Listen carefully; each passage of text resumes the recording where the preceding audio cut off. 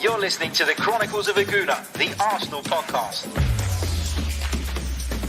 I'm Martin Tyler, and you're listening to Harry Symeou.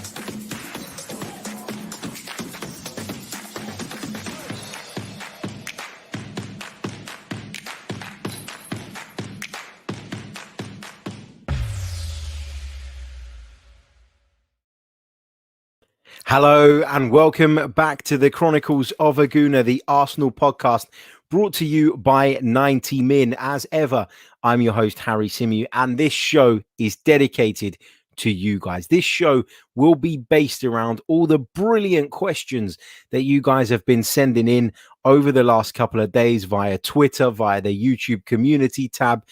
So many good questions to work our way through. And we were going to do a Q&A the other day, right? We were going to do it on Saturday. And then, of course, the news emerged that Arsenal had a friendly going on behind closed doors. And so, of course, we had to kind of postpone this, and the match itself took precedent. And, of course, we covered that match. And there's been an amazing number of views on that Arsenal versus Millwall review video. So thank you all so much. Thank you, of course, to those who have listened to it via the podcast platforms as well. Great numbers there too, and really, really appreciating your support, whichever way it is that you're consuming the content. Let's say a few hellos to people in the chat, to EL, to Ravel, to Junior Gunner, to Josh Hunter, to Matt G, to Sam Rodman, and to the Overlord of Procrastination. Brilliant stuff. Brilliant to see you all in the chat box, and of course to everybody else who'll be watching this back on replay later on, or of course listening to it via the audio platforms. Let's get straight into it, because I want to do the full hour tonight. I know we cut the podcast a little bit short on Friday, I think it was, because of reasons that I've already explained, but you know, I want to give the full hour on this one. So we're going to spend, as I say, the entire time answering your questions. We're going to take the questions that came through via Twitter, via the YouTube post, and then if we've got time at the end, we'll take some of the questions from the live chat box as well. You know what? We will take some questions from the live chat box, even if we have to run over a little bit. Right, let's pick out some of those brilliant questions and get started. And the first one I want to bring up comes from the Gooner Talk TV. Now, I'm sure many of you have watched Tom Canton's channel. It's a fantastic channel, which is continuously sort of getting better and better. It's going from strength to strength. And I know a lot of you have been regular viewers of his 8 a.m. transfer shows. I've been watching them too with my morning coffee, I've got to say. So first of all, shout out to Tom. Make sure you check out the Gooner Talk TV if you haven't done so already. And Tom's question is a really interesting one. He said, what has been your biggest challenge covering Arsenal this summer? Now, I think there's been a few challenges. I think for me, there was so much kind of discontent around Arsenal at the back end of last season that when the Euros came along, I found it myself in a place where I just wanted to switch off from club football. And I know we did a lot of Euros content during that month or so that the tournament was going on, but we did bring Arsenal content to the table as well. And I think that 1 month period was probably the biggest challenge I've faced this summer doing this job. It was finding things to write about, finding things to talk about, finding things to base shows around, when actually not a lot was going on. And we knew that a lot of the rumors that were coming out at the time were basically a load of old rubbish, weren't they? Because so many of them were just easy stories to write, and you knew that the Euros were going on, and actually that the transfer window was probably a bit of a side note and a little bit of a side issue and not at the forefront of everybody's mind. I really enjoyed the Euros, and I found it really difficult to remain, I'm not going to say remain interested, right? Because Arsenal's in my heart. Arsenal is a part of me, but I did find it hard to continuously rummage through Arsenal-related transfer stories when I knew a lot of them probably weren't that strong in terms of their reliability. And actually, I'd turned off from club football and my focus was on the Euros. So I did find it hard to keep that going, to keep that interest in the Arsenal world sort of at the same level during the Euros, which I enjoyed so much. And I really enjoyed putting together the Euros content. And a massive thank you to everybody who tuned in for that, because we had way more numbers on those shows than I thought we were going to get as well, especially on the audio platform. So thank you to all the loyal subscribers.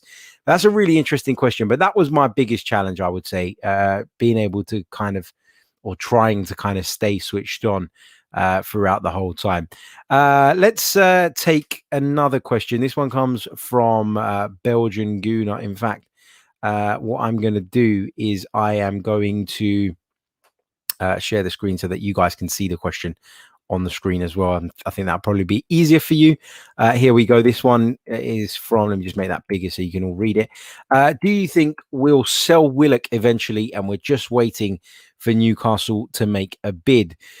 Yeah. The more I look at the Joe Willock situation, the more I think he may well be on his way this summer. Now, I do think that it is the right time to cash in on Joe Willock. I've talked about it on recent shows many a times. I think with Joe Willock, you're at a place now where his value is at its absolute highest, absolute maximum, absolute peak. And if you don't take the opportunity to sell Joe Willock now, what you'll more likely than anything else find yourself with is a player who isn't quite good enough to establish himself as a first team regular, as a starter, I mean, who is in and out the side, who comes off of the bench from time to time. And as a result, his value will deteriorate quite quickly. So you might find yourself 12 months down the line realizing that actually he isn't good enough to be in that number 10 position for Arsenal or one of the two-man midfield pivot, but not be able to recuperate anywhere near as much money as you probably could now. He ended the season at Newcastle so brilliantly. I think he scored 7 in 7 games, and it doesn't really get much better than that, does it, for somebody like Joe Willock? So for me, I think this is the time to cash in on Joe Willock. Do I think Arsenal will do it? My gut feeling says yeah. I think if we get anything in the region of around about £20 million, I think the club would cash in on him. And I think that would probably, on balance, be the right decision. Thank you for your question, Belgian Gooner 45. Let's take another one. I'm not going to take every single question because we will be here until tomorrow morning, if that's the case. But I will try and take as many sort of different ones as possible. Guns in Yellow Ribbons says, do you think we should sell Aubameyang, or do you feel last season was a blip and he will come good again? It was really difficult, wasn't it, to make sense of what happened to Pierre-Emerick Aubameyang last season, because his form did go off of a cliff. He still put in a decent return of goals in terms of his output, but the issue was that his all-round game was really lacking, wasn't it, at times? And you could just see that he just wasn't quite fitting in with what the rest of the team were looking to do. Looked a bit like a square peg in a round hole when he was played in that position from the left at times. But then equally, when he played at centre forward, he didn't really bring enough to the team in terms of his link-up play, in terms of that ability to drop that little bit deeper, get involved and link up with those around him. I do think Aubameyang, throughout his career, has proven himself to be a top striker. And so to say that, last season wasn't a blip, I think is actually a little bit hard. I think we know that there were other issues. We know that Aubameyang caught malaria. We know that his mum was really unwell as well, which obviously took its toll on Pierre-Emerick Aubameyang, and he wanted to spend some time with her. There was also that issue, wasn't there, with the North London derby where he turned up late, and I think that was a little bit unsettling as well. So I think with Aubameyang, there were a number of issues last season that contributed to his form not being as good as it could have been. Some out of his control, out of his hands. Some were in his control, though. The COVID thing, which I forgot to mention just there, where he breached the protocols to go and get a tattoo done. That was well within his hands. Of course, the turning up late for the North London derby. So 2 out of the 4 kind of incidents or situations, whatever you want to call them, were of Aubameyang's own making. And it's hard to have sympathy with regards to those. But I also recognize that he obviously went through a bit of a difficult time with his own health and that of his mother. So I don't think that Aubameyang has just become a bad striker. I don't buy into that narrative.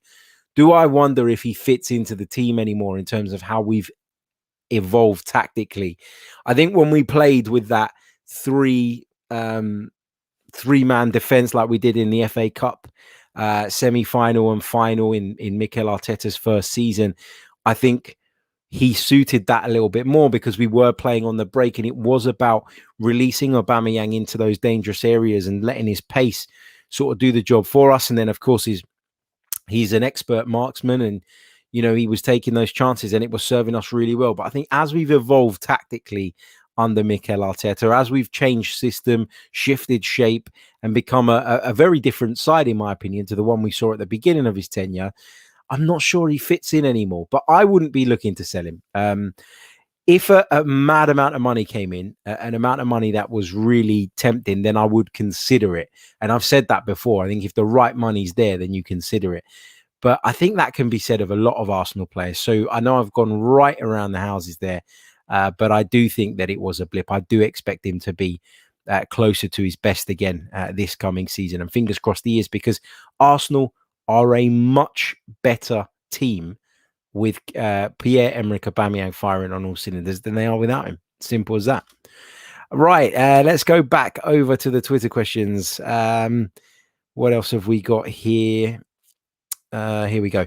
Ramprasad says these huge investments in the team show that Arsenal are believing in Arteta. Is there still a possibility of him getting sacked if Arsenal perform bad? Will Arteta remain as Arsenal boss for years as Wenger did? I don't think anybody stays in a job as long as Arsene Wenger did. It's just the way of the world nowadays. So I don't expect Mikel Arteta to be at the club for anything like 20, 22 years. And also, I think that in Arsene Wenger's case, he was really, really loyal to the club. And probably you could argue that that was one of his faults, one of his downfalls, because that loyalty meant that he was in a place where he didn't want to leave the club, when actually probably for his own personal ambitions, there were probably times where he should have done, where he could have gone on to achieve more at other football clubs. For example, Real Madrid, who were, you know, well publicized in terms of their interest in Arsene Wenger at various points in his career. I don't think that Arteta would be that loyal. I don't think that Arteta is that type of guy. I think Arteta would see the opportunity, and he's got massive ambitions himself. And I think he would jump ship further down the line once maybe he felt like he'd taken Arsenal to the point that he could go to. So no, I don't expect him to be there anywhere near as long. And I do think there is a real possibility that if it doesn't go right for Mikel Arteta this season and there isn't a significant improvement, he will be sacked. I think the pressure will just be too much because of how poorly we finished last season. When I say finished last season, I don't mean the last part of the season. I mean where we finished in the league overall, 8th place. It wasn't an improvement on the last season. And I think that, you know, there will be pressure on Mikel Arteta for sure. Hakuna Matata says, why are you reading Twitter questions when you're on YouTube, mate? Because as I said earlier on in the stream, mate, we were scheduled to do a Q&A show in which we asked for loads of questions to make the show around. We got all those questions in, but then of course we had to postpone that show. So now we're doing it here, and we are going to do YouTube questions in a little bit. Don't worry. There is plenty on YouTube too for us to get through. I want to say a massive thank you to Izzy for your very kind super chat donation. He says, are you a Calberto Chambers FC soldier, Harry? I think I said it yesterday on the review show of the Millwall game. I think that Callum Chambers has really come on leaps and bounds. And while I'd prefer Arsenal to go out and get a top-class right back, of course I would, I think that Arsenal may be in a place now where they're looking at Callum Chambers. And there were reports yesterday, weren't there, from Chris Wheatley saying that the club and the management and everybody around the squad had been massively impressed by Cedric this summer and the way he's performing in training and how sharp he looks, and that he's in contention to start against Brentford as well. So what you've got there, I think, is two right backs competing. I think that's all right. They're not world-class elite right backs, but I think that's quite healthy to have that competition. And I do think that if Arsenal are unable to add in every single position that they want to this summer, they'll probably look at the right back as one that they could potentially put off maybe until January or until next summer. So I think he's come on a lot. But I don't think you can really judge whether he's at the right level until we've seen him over a longer period of time, because he came in towards the back end of last season. had a decent run of games, but Arsenal were much better as a team during that period. So let's see how he gets on over the course of an entire season. Right, let's go back. We'll pick out one or two more Twitter questions. Let's see what else we've got. John Knott, on the subject of Sambi Lokonga. He says, do you reckon Sambi is coming in as a starter or squad cover? Well, I think he's coming in with the view to being squad cover. I think he's coming in with a view to him being a deputy. I think he is coming in with a view to him developing and eventually going on to be a starter. But I do believe Arsenal are in the market for another central midfield player. And so I have to go with the squad thing. I do think, though, and I've said this before, that Lokonga is in that kind of Matteo Guendouzi spot where he is coming in as a squad player. But if he plays well and if he shows himself to be at the level required, Mikel Arteta will pick him and he will play him. And I think that he has a very good chance of playing a lot more than many of us probably expected when we first heard about the Lokonga links. I'm going to take one more from Twitter and then we'll switch over to YouTube. This is a good one from Tony Harrison. Have you heard anything about rescheduled pre-season games? So we know that obviously the Millwall game was played on Saturday, and I broke to you guys the score and the scorers prior to the club making it public knowledge. I know from a source that there is another game scheduled for this week. I believe it is on Wednesday. And I think I know who the opponent is, but I'm going to hold fire on that because I expect to have it confirmed tomorrow. And when I do have it confirmed, I will put that out. That's tomorrow being Monday, if you're listening via the audio. So I will get that out on Twitter. So stay tuned to my Twitter feed at Harry Symeou. But Arsenal do have another game lined up, and it's due to take place in the middle of next week. Right, let's flick over to some of those YouTube comments that you guys shared with us just the other day. And then what we will do is we'll pick up some of the live ones as well.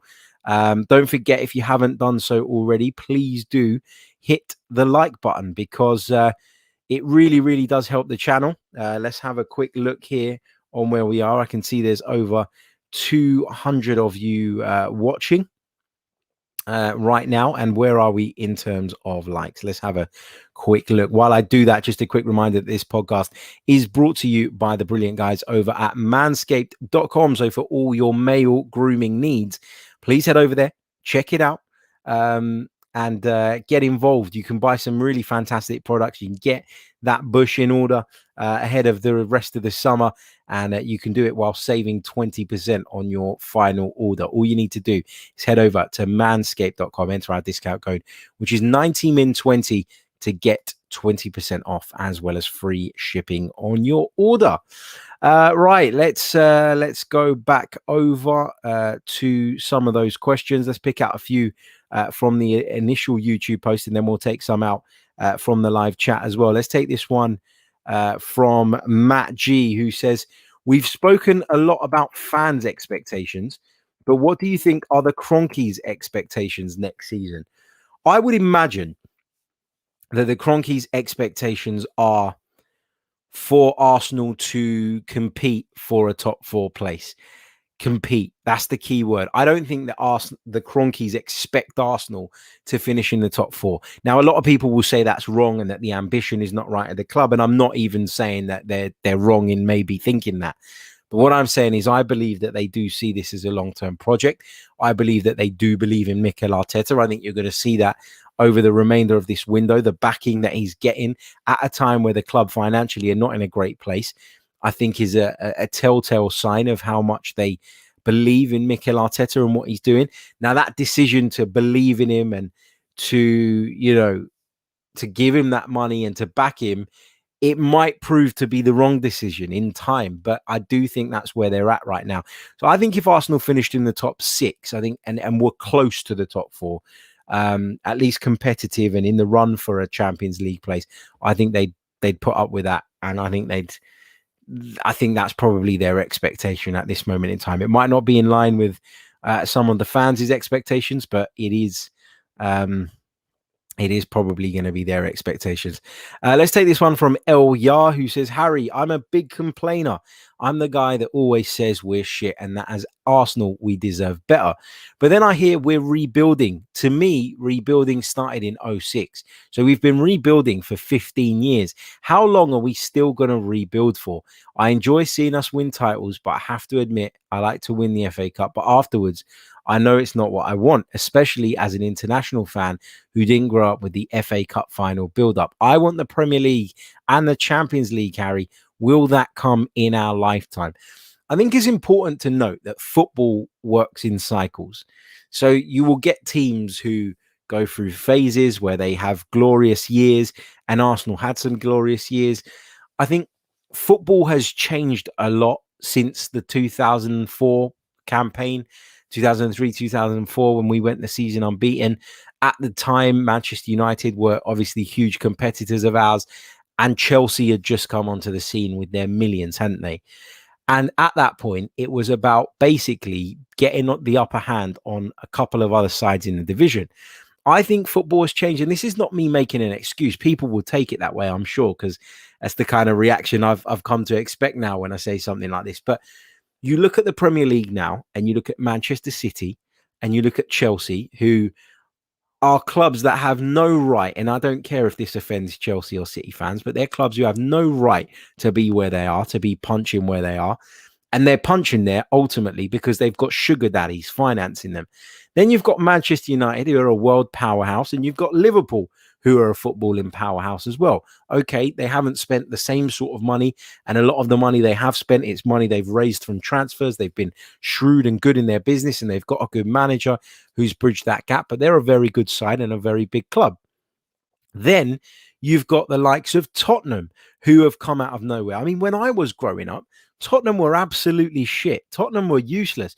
Tottenham used to come to Highbury and play with like Maurizio Taricco at left back and people like that. They were, is that his name? Was his first name Maurizio? I can't even remember. But they had so many poor players. They had Ian Walker in goal, whose curtains, his hairstyle was better than his goalkeeping ability. They were a bit of a laughing stock when I was growing up. I never went into a North London derby when I was a kid, ever worried about what the outcome was going to be. Do you remember when they had Jerry Francis as a manager, like clowns like that? That's what I'm talking about. And over a long period of time where they were finishing kind of sixth and then fifth and then sixth and then fifth, they got themselves back into the Champions League eventually, and they've pushed on as a football club, built a new stadium. Then you look at clubs like Leicester City, another club who people seem to have this illusion of Leicester that they don't spend money. They absolutely do spend money. Yes, a lot of it comes from player sales, but they spent big bucks to get to where they are, and they're now competitive. And then you've got Everton, who go and spend absolute fortunes every summer. And I know they haven't hit the heights they'd have hoped, but the point I'm trying to make here is that the Premier League is a lot more difficult now than it was back then. We now are in a place where we have any one of 8 clubs probably who are capable of competing for a Champions League spot. 8 clubs. And yeah, a lot of them won't actually get over the line, and you can probably divide that into 4 and 4 in terms of the 2 levels. But those clubs' aspirations at the start of the season, the Tottenhams, the Leicesters, the Evertons, their aspiration nowadays at the start of a season would be to challenge for the Champions League.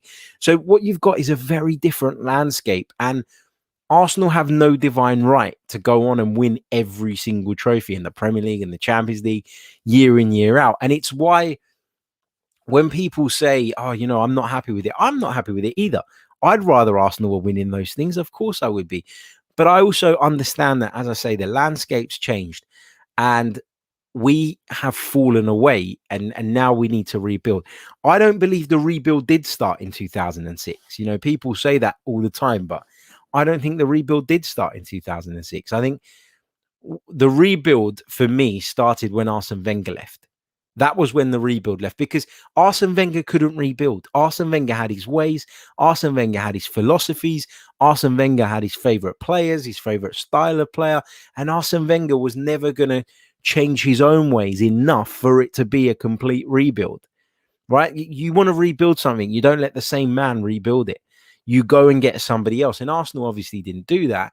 And so for me, the rebuild actually begun when Arsene Wenger left the football club. Unfortunately, we appointed the wrong man, in my opinion, in Unai Emery to start that rebuild. And it was very evident after a season and a half that rebuild wasn't working out as planned. He was moved on. Mikel Arteta's come in. I think there are question marks, and there should be question marks around him at this point until he proves otherwise.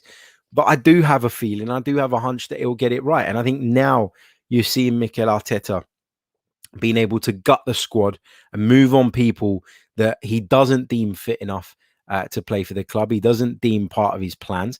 And this is where we move forward now. This is the real rebuild, is the point I'm trying to get to. I don't think that rebuild started until Wenger left. I've got to be honest. Let me pick out just one more from here, and then we'll go on to the live YouTube questions. So start filling up the chat box with those. Put a Q at the beginning of them. If you've already sent one in today during the live stream and I've missed it, pop it in again because the chat's updated so much. I'm not sure I'll be able to find it. I have to quickly take this one, though, because I want to just read this one out before I lose it. G. Kroenke says, hi, Harry. Would you wax your legs or shave your hair and beard if we sign Maddison or Locatelli live? I won't do it if we sign Maddison. I won't be that excited. If we sign Locatelli, then I'll shave something live. Yeah, why not? Why not? But I'll have to leave you in suspense as to what it will be. Let's take this question from Philip Bevan over on YouTube, in the YouTube community tab. Where is it? Here we go. He says, with Ben White supposedly signing this coming week, what further signings, positions rather than specific players, do the club need to prioritise before the season starts? I know we would love for all the business to be done before the Brentford game, but I just can't see it happening. We simply have too much to do. This season is so important. We need the best start possible. I would say central midfield and goalkeeper are the priorities. Then if we have to wait until deadline day for a right back and an attacking player, then so be it. Yeah, Ben White looks like he's going to sign up this week.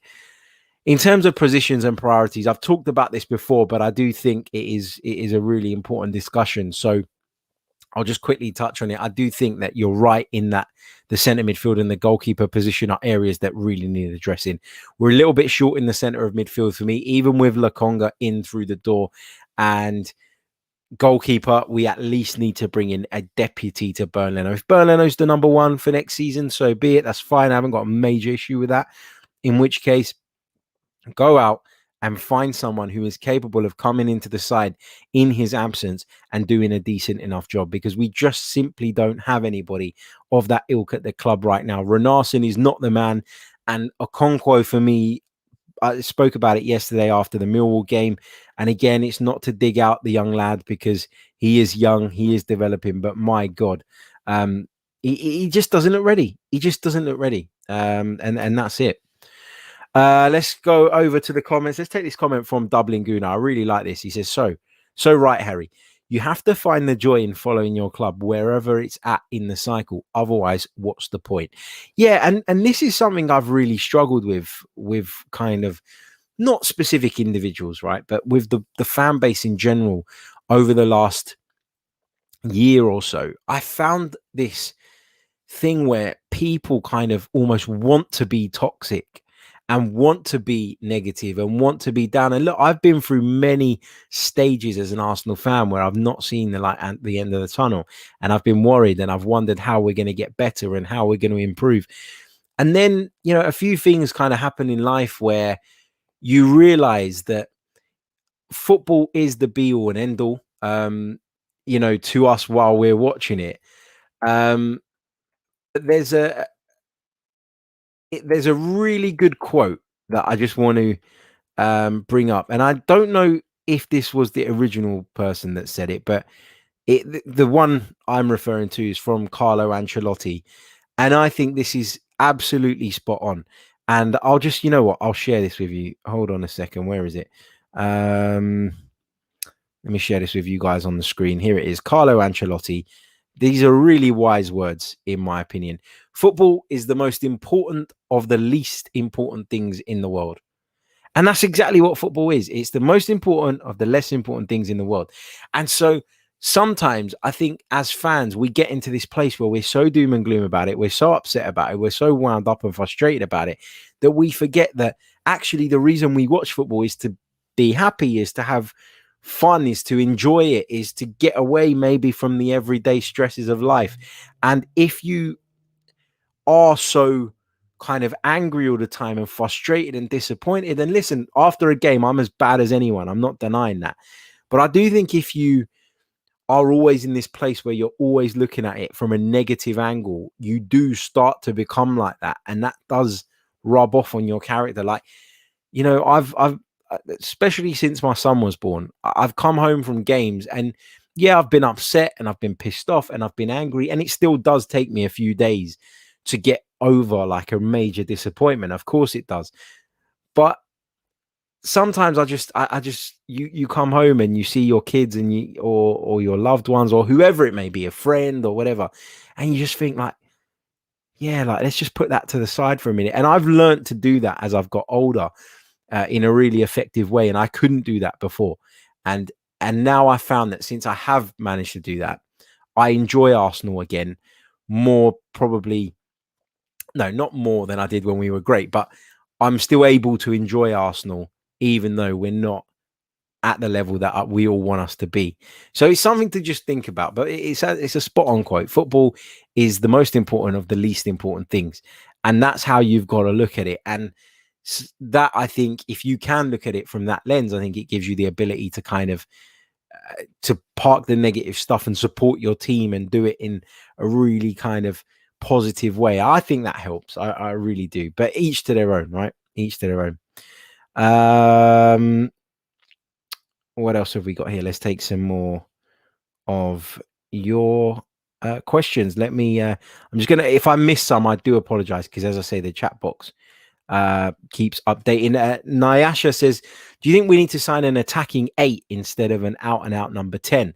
I'm assuming our creative midfield target would need to play with Smith Rowe. It's an interesting one, this, because we all kind of, when we signed Martin Odegaard last January, everybody looked at it and went, oh, this is a really good signing.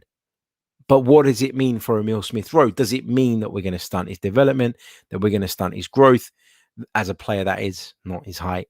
Does it mean that we're going to be in a place where he's not getting the minutes that he needs to take his game up to the next level? And I actually don't think that was an issue at all. I actually thought that having Martin Odegaard at the club benefited Emile Smith Rowe, because that creative weight was taken off of his shoulders and it was divided between the two of them. And you saw quite often, actually, in certain games, that Emile Smith Rowe would be deployed from either side, where he could still impact the game and still make the runs that he does, but maybe start from a different area and have Martin Odegaard still in the side. So I don't think signing a number 10 necessarily means that it has to be in direct competition with Emile Smith Rowe. I know he's got the number 10 shirt now, but what I mean is a central attacking midfielder, I think, can have a space in the team and can still have a significant part to play in our season, whoever it may be, without necessarily it meaning that Emile Smith Rowe is going to be cast aside. I also think that Emile Smith Rowe's fitness issues over his entire career so far are a little bit of a concern to me. And I would be worried if we didn't bring one in to, you know, in the event that he was out. Am I saying that it's the number one priority? No, as we said earlier, I think it's more important that we get a central midfielder in, a player who starts from a deeper position, and a goalkeeper. But after that, I think that would be the next area I'd be looking at for sure. Omar says, in our opening 10 league games, how many do you expect us to win? And how long would you give Arteta to sort himself out? Now, there's a lot of kind of talk, isn't there, at the moment about how long Mikel Arteta should be given at the start of next season, given, of course, how, you know, last season ended and it wasn't great. And we all know that.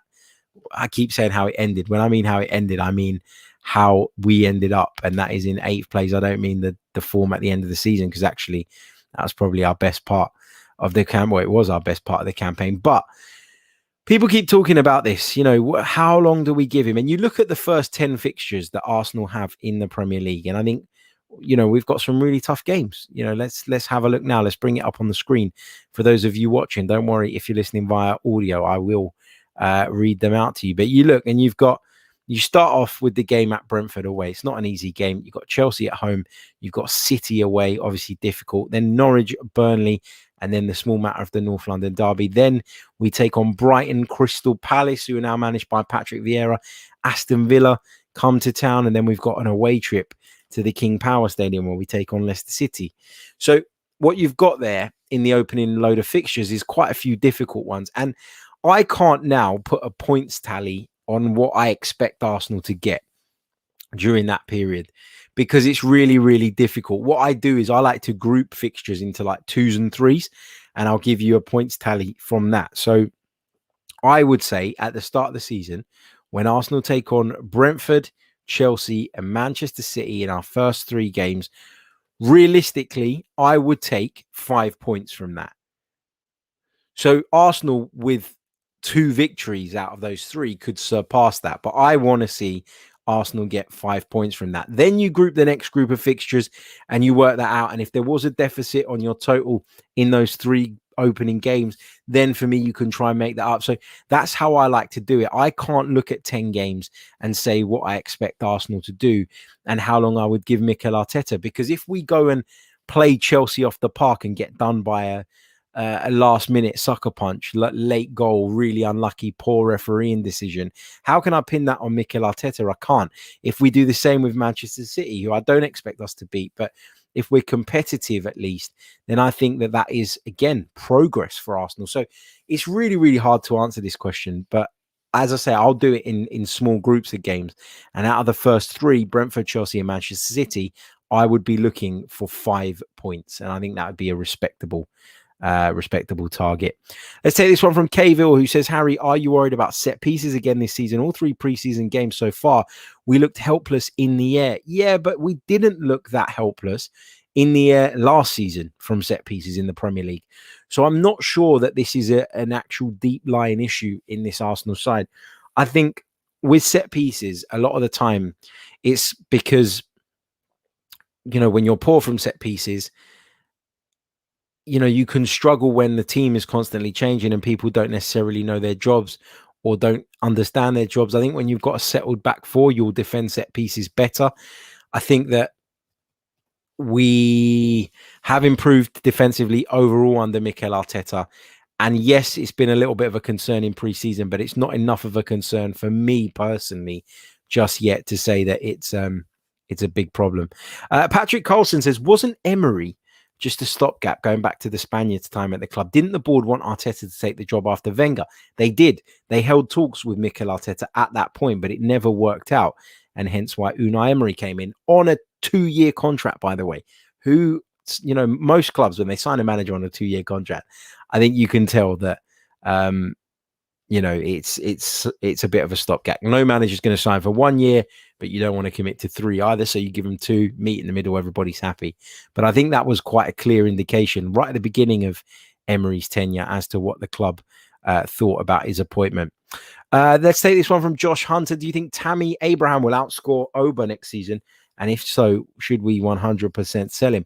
Well, Tammy Abraham's got to leave Chelsea if he's going to outscore Pierre-Emerick Aubameyang, because he's not going to play. And this is the big thing with a player like that.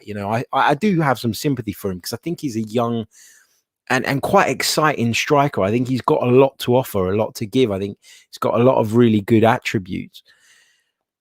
But he has to leave Chelsea to play football. It's as simple as that. If it's going to be Arsenal, I don't know. Where's it going to be? Let's see. But I don't think there is a world where, well, no, I'm not going to say that because that's a little bit over the top. But I think that Pierre-Emerick Aubameyang is still a better striker than Tammy Abraham. And so I can't say that I think he'll play, that he'll score more than him. Syed Abdullah says, Harry, do you think our fan base became more and more toxic year after year? And what do you think the reasons are behind that? I don't know if it's become more toxic or if we just see it more because of social media. You got to remember, when I was growing up, there wasn't any social media. So for me, I didn't really maybe know everybody's opinions to be able to say, they're toxic or they're not. I think what we've seen, though, and I've said this before, and again, people might get pissed off by it. I don't give a shit. I think we're in a place now where people who do have those extreme views on the Arsenal, and it's fine, it's their opinion, but I think what they do is they now have a platform that maybe they didn't have in the past to express that in such a way. I think there is a bit of a culture developing now where or I like to think that it's actually going to calm down again. But there has been a culture maybe over the last 4 or 5 years where it's been the more outraged and loud and obscene I can be in what I'm saying, the more clicks I'm going to get, the more of a following I'm going to get. And people have seen that model be successful with certain podcasts and YouTube channels. And a lot of people have jumped onto that bandwagon rather than, in my opinion, always staying true to what they actually think. I think you get overinflated opinions and overemphasized points to try and get that reaction. And look, if it works for those people, it seems to work as a bit of a business model. Fair play. For me, I don't like it. I don't do it because I don't think it would be me being true to myself. But I tell you what, I probably can say this quite confidently. I do think that if I was a bit more like that, whether you agreed with me or not, I think I'd have more subscribers. I think I'd have more people listening to the podcast than they do currently, largely to take the piss out of me. But I still think that it works in that sense. So if you're not bothered by it, if you've got the thick skin and you can take it and it works for you, fair play. But it's just not for me. And I think the fact that people have got that platform now is why it probably seems a lot more toxic than it ever has been. Let's see what else we've got. Just a really good point here from Ian Brown on Aubameyang. I think this is a really good point.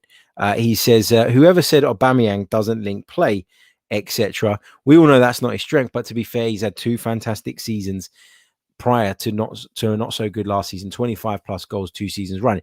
Yeah, that's the thing, isn't it? Nobody talks about it. Nobody talks about his inability to link up play or some of the other maybe slightly weaker aspects in his game when he's delivering goals. And that's just the way it is, isn't it? It's the life of a striker, but it's a point well made from Ian there in the chat. Let's see what else we've got. Adejuwon says, what other strikers or midfielder would you sign for Arsenal? Realistically, not more than one each, please. Oh, this is tough. Midfielders, obviously, I like Locatelli, but I don't think that's going to happen. I like Ruben Neves. I'm not sure if that's going to happen anymore. That's kind of quieting down a little bit. I'm going to come back to you on these ones because in terms of names, I'm in the process of putting some videos together that are pre-records, but I'm doing them properly, like trying to edit them properly and stuff, like trying to take the content up to a next level. And I'm working on some of those already. So actually, I'm not going to give away who I would pick, but I've done a few 5 players to replace the right back, 5 players to replace Bellerin, for example, 5 players to replace Lacazette, etc., etc. So those videos are going to be dropping this week, so I'll share those with you then. Let's go back over to the chat. A lot of you kind of interested in the whole fan base thing. It's a really interesting topic, isn't it? Sia says, what about in comparison to other fan bases? Are Arsenal fans more toxic? I'm always scared to get drawn into this argument and this debate because I don't follow other fan bases enough to know what they're like. I don't follow enough Manchester United fans on social media, for example, or enough Chelsea fans or enough Spurs fans to know whether they or to make a judgment on whether they're overreacting to certain situations. So it's hard to say, but it's a really interesting question and one I'd love to know the answer to. Let's take this one from Reggie Perry, who says, it seems that Arteta has a system in mind that he thinks will win games. Do you think that this system is a bad enough match for Oba that we should let him go? No, I don't think we should let him go unless there's really good money on the table. I've said that before. I think I'd still rather have Oba taking, or I'd still rather have our one, if we only get one, massive chance of a game fall into Aubameyang, a one-on-one with the goalkeeper, for example, than anybody else in that team. So, no, I don't think we should let him go. I've always said I'd consider it, but that is on the premise that we get the kind of money that means we can go and replace him with someone who is maybe not like for like, because I don't think you get a player of Aubameyang's quality, a striker anyway, of Aubameyang's quality for cheap.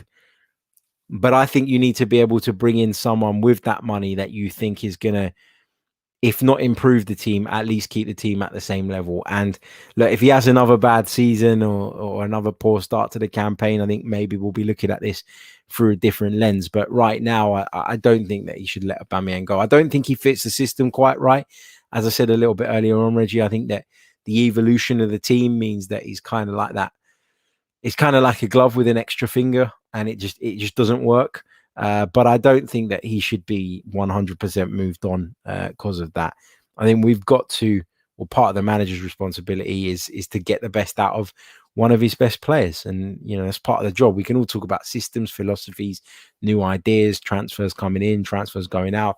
But I do think that part of a manager's responsibility is to get the best out of what he's got at his disposal. And I don't think Mikel, as much as I support him, always did that last season. I think that's why he's criticized by a lot of people, and in many ways it's fair. Top Techer says, Harry, are you unhappy with the new setup above Arteta after the mess of Raul? I think it's really tough to judge how effective that setup is at this point in time. I think we've talked about the fact that the club have been able to tie down a lot of key players. They've been able to secure the futures of some really important assets moving forward. And I think that is a positive for which they deserve much praise and much credit. And I guess, over the next sort of 12 months or so, when we can make a judgment on the recruitment that we're currently doing, then I think you can look at it and you can say, yeah, have they done a good job? Have they not? And on that basis, I'll probably make my decision as to whether I'm happy with them. I'd probably like another football man, sort of aside from Arteta and Edu, in a kind of elevated position at the club to help make those big calls, because Arteta is obviously quite inexperienced. Edu is experienced, but not necessarily in the European game. Did some work for the Brazilian national team as well, which was a little bit of a different role. So, yeah, I'd like to, in an ideal world, see someone else. But, time will tell if it's working or not, won't it? Let's take this one from Sanjeev. How do you think Marlon will do for Borussia Dortmund? Yes, Daniel Marlon, who was, of course, at Arsenal and left for Dutch football, is transferring from PSV Eindhoven to join Borussia Dortmund. Arsenal set to receive around about 300,000 euros as part of a sell-on clause in that deal when they moved the player on, which is obviously positive, boosts the transfer kitty a little bit. It can pay Willian's wages for 3 weeks. But no, I've got to be honest. I saw some glimpses of Daniel Marlon in the Euros when he was given the opportunity to play for the Netherlands, but I didn't watch a great deal of him at PSV. I'd seen quite a few highlights, and he looks like a really talented young man. I think Dortmund are really good normally at picking up players at that kind of point in their career and developing them and then going on and selling them for major money. But this is a little bit different because, yes, it's one that I believe they can, he's a player I believe they can bring in. And I think he's someone that can, of course, go on to a higher level and then be sold for a bigger amount of money. But they are paying a fair chunk of money for him, Borussia Dortmund. So I think they think he's someone who comes in now and is a bit of a Jadon Sancho replacement, as opposed to someone that they're looking to develop. He's a little bit of a diamond in the rough, and they're going to move on later on for big money.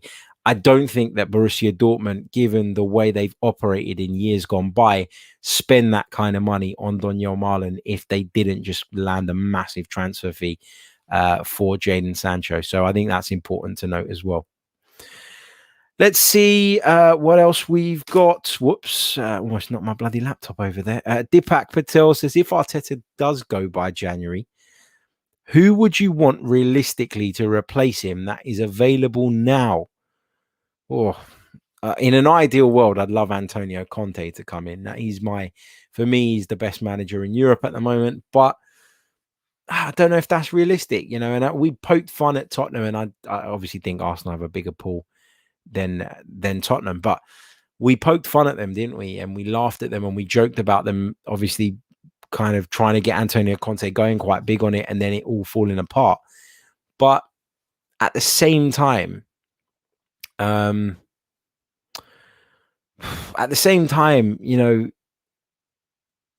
don't think we're in a place to attract managers like that because of where we are, because of the size of the job, because of the fact that there is this expectation at Arsenal that just feels so unrealistic. Or the expectation from a lot of the fans is unrealistic. And as a result of that, the club are always under pressure.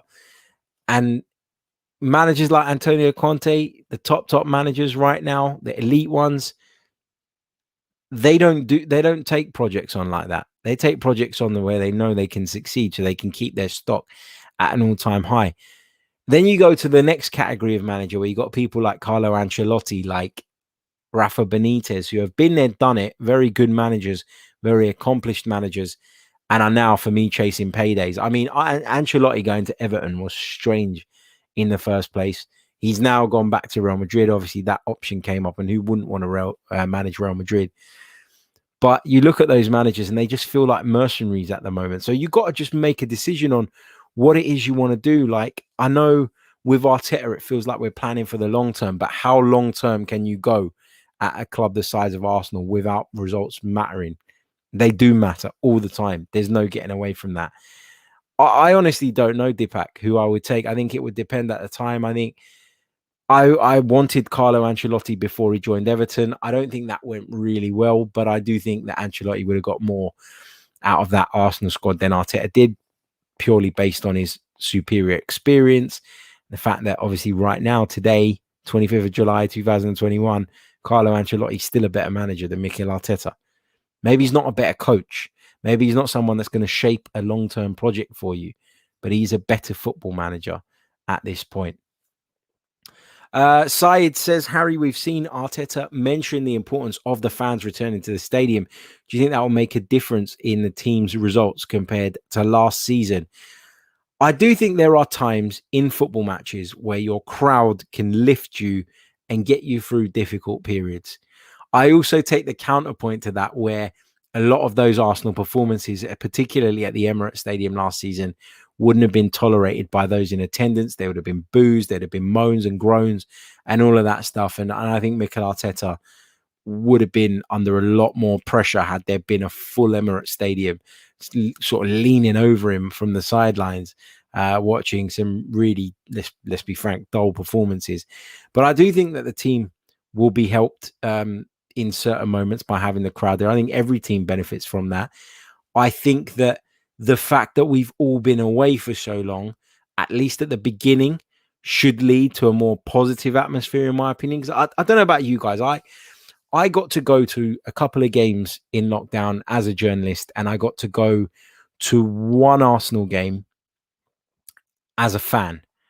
And as a fan, I was at was it Rapid Vienna in the Europa League game? And I was so emotional and grateful just to be there after everything that had gone on, that I weren't going to get pissed off. I weren't going to get angry. I weren't going to get upset, because I was just delighted to be there, that I would just give it my all as a fan. So yeah, I think there will be a benefit from having the fans back more than a negative. And I think especially at the beginning, where people just delight to be back, I think Arsenal will benefit from that atmosphere. Rajendra Shah says, Harry, I can see your agenda and say what you want to be negative about Arsenal, as you can't address my question. I don't really get that. You've asked the question further down the line. The more negative you are, the more viewers you get. No, I'm not saying in every case. I think there are a lot of platforms, though, that are built around football, not just around the Arsenal space, where negativity sells, outrage sells, people moaning, complaining, shouting, swearing, effing and blinding works. It does work because of the way society is today. People seem to gravitate towards that. So I do think that in some cases, if you are overly negative, you would get more views and listens, largely from people taking the piss out of you, than you would from being overly positive. So that's kind of my point. And listen, for those people who do that, it's up to them. Get on with it, crack on with it. If that's what you want to do and it works for you, and you're benefiting out of it, keep doing it. Like, who am I to tell you to stop? But I do feel that there is an appetite, more of an appetite for that kind of content than there is other content that isn't maybe as extreme. So yeah, I do think that. Is this your question that you wanted to put to me? Let me just take this one. He says, Rajendra says, we can only register 17 non-home grown. So now the replacements are now restricted to improve the team. So which players would you now want, or are you ignoring this problem? I'm not ignoring the problem. And I think Arsenal's recruitment strategy this summer has been geared around dealing with this issue. You know, it's not being ignored at all. The fact that Ben White's coming in for £50 million, I think you could have gone and got a centre-back who is currently at the same or even a higher level than Ben White for half the price if you looked on the continent. We're being heavily linked with Aaron Ramsdale, a goalkeeper who, again, I think if Arsenal do sign, they'd be paying at least 3 times what he's actually worth. So, no, I think that Arsenal are recruiting in a way where they are looking for more homegrown talent. And I think, yes, it's great to have players that know the league, understand the culture of the game here in the UK and all of that. But I also think that the homegrown issue is a large reason why Arsenal are recruiting in the way that they're recruiting as well. I think they are seeing that as a bit of an issue. So, yeah, I'm not ignoring it. I think it is an issue, but I think Arsenal have shown with regards to the players that we're obviously looking at and we're being linked with, that they notice it as a problem as well. And they're hoping to address it. Let's take another one from Dipak, who says, who will play in our midfield during the African Cup of Nations? Of course, that tournament is due to take place during the course of the new season. Who would you like to put there from the current players? Well, Partey's going to go. El Neni will probably go. And then you're left with Lokonga. I think he's a Belgian international. And then this is where we have to sign. You know, I keep saying it. We have to sign. We have to bring somebody else in. You know, there's no getting away from that. We have to bring in a midfielder anyway. And I just think whoever that is will probably have to play alongside Sambi Lokonga when the others go.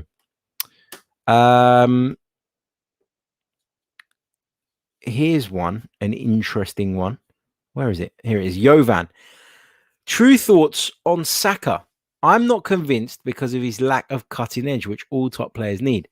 Personally, I don't think he's better than Pepe on the right either. This is a controversial one, Jovan. Look, I'm a massive Bukayo Saka fan. Massive fan. I think he's a great lad, a great footballer, a great character.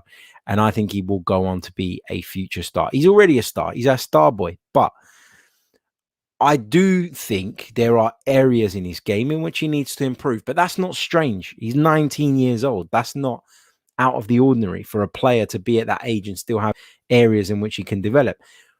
My thing with Bukayo Saka is I do think that he does at times maybe not deliver in terms of the final ball, the final finish. I think he missed a lot of chances last season that obviously contributed brilliantly, but I did think he missed a few too many chances.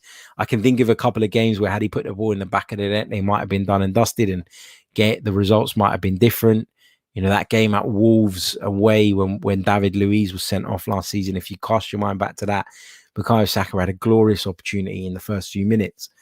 And the way Arsenal had played for the remainder of that first half, they might have gone and put the game to bed before the referee had a chance to do what the referee did. But I don't think you can fault Bukayo Saka because of how versatile he's been, because of how mature he's been. I would like to see him finish a little bit better. I would like to see him sometimes pick out the better pass when he does get into those wide areas. I do think that Nicola Pepe is going to give him a real run for his money this season. I actually think Nicola Pepe's game has gone up to a new level since Saka sort of dislodged him from the team and managed to hold on to that position for so long.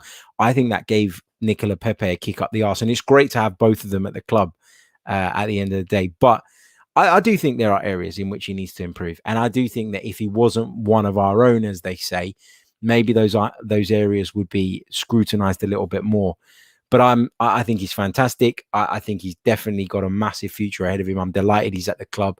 I'm delighted he's signed a long-term contract. I'm delighted that he's going to be part of the Arsenal family for many, many years to come. So not really got any negatives about Bukayo Saka, but there are areas of development, you know, but there is, you can say that for every player, let alone a 19-year-old. So I wouldn't be worried about it if I were you, and I wouldn't read into it too much. But I do, to a degree, get what you're saying, I must say. Oops, need to my eye out. Right, let's just quickly check in where we are on the likes right now, and then I'm going to say my goodbyes. We've got 117 likes on the board, but there's 350 of you watching right now. Let's get that up to 150 likes. Come on, surely that is doable by the time the outro plays.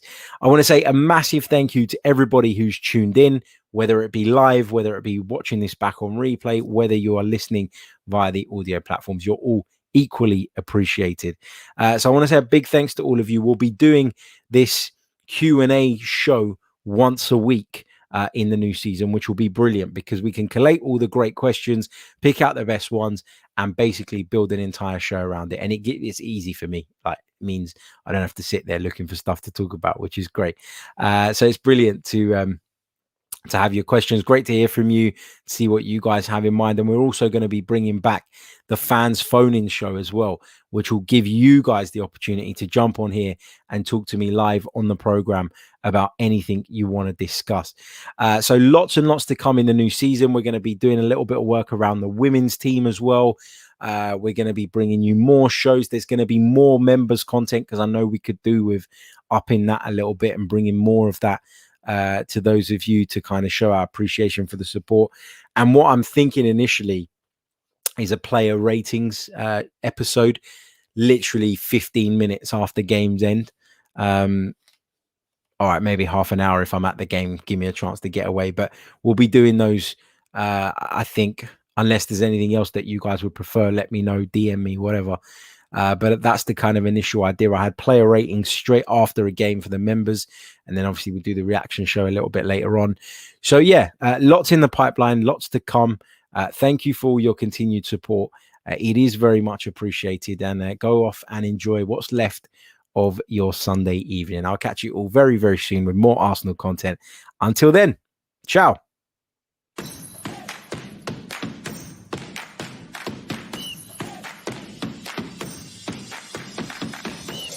You're listening to the Chronicles of a Gooner, the Arsenal podcast. I'm Martin Tyler, and you're listening to Harry Symeou.